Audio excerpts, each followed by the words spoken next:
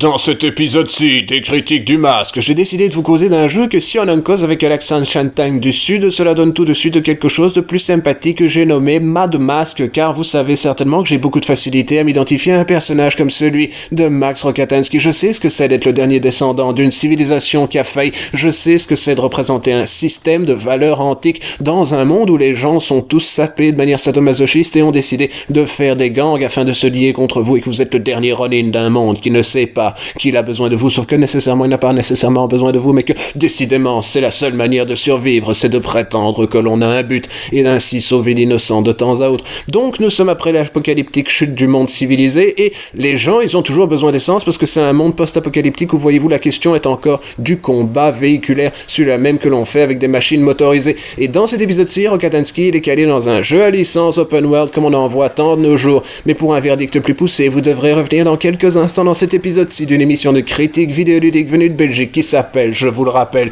Critique Cruelle.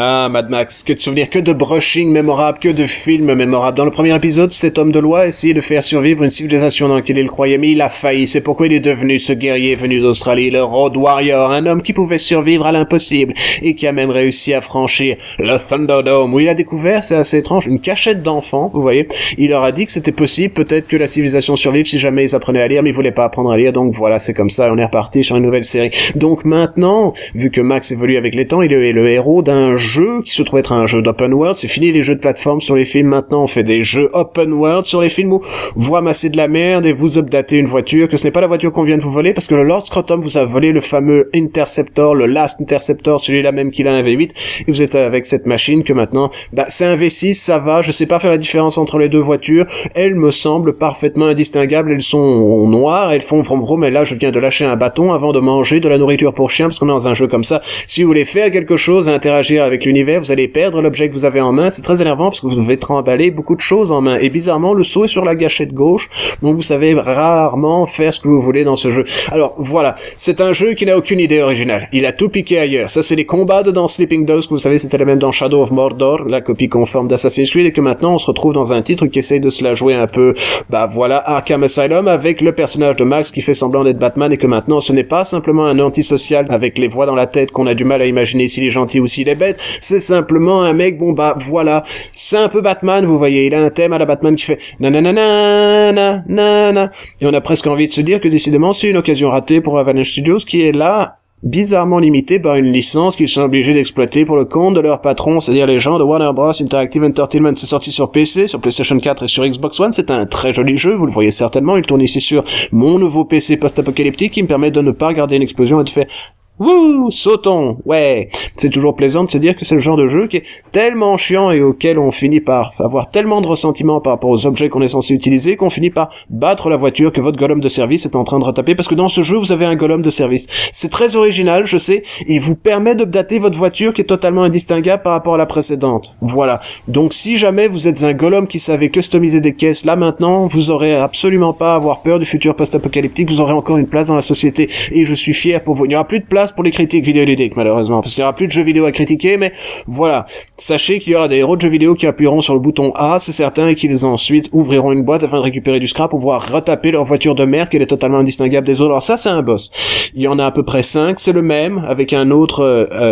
code couleur. Celui-là c'est Connard qui ressemble à Jason de dans Vendredi 13 mais avec une armure en or, enfin peinte en or j'imagine, parce qu'il n'y a certainement pas assez d'or. Est-ce que l'or est encore un métal précieux dans le futur? voitures, pour les semi-conducteurs et tout ça, je n'en sais absolument rien. C'est donc un titre dirigé par Frank Rook, le directeur de Green Lantern, Rise of the Manhunters et autres produits dérivés de chez Warner Bros. Et c'est ça que c'est ce jeu, hein, c'est un produit dérivé. N'imaginez pas que ce soit un jeu vidéo avec une pensée ou quoi que ce soit, non, c'est juste, on va appliquer la formule, on va appliquer le cahier des charges, vous aurez un produit qui n'est pas déplaisant, hein, mais bon, voilà, si vous avez déjà joué à un jeu open world cette année, vous avez déjà probablement joué au même jeu, parce que c'était genre Arkham City ou Shadow of Mordor, c'était à peu près la même chose. Voilà, c'est un type qui, c'est certain, a bossé chez Monolith à l'époque, Frank Rook, il est aidé ici par une production de John Fuller, c'était l'un des game testers de Warhawk, un mec qui a commencé dans le Q&A, aussi étrange ça puisse paraître, parce qu'il était programmeur et animateur, il a occupé cette même position sur Just Cause 2, et c'était lui qui avait fait le moteur physique de Just Cause 2, Electric Boogaloo. Donc si le jeu il était intéressant et amusant, c'était probablement à cause de lui en fait.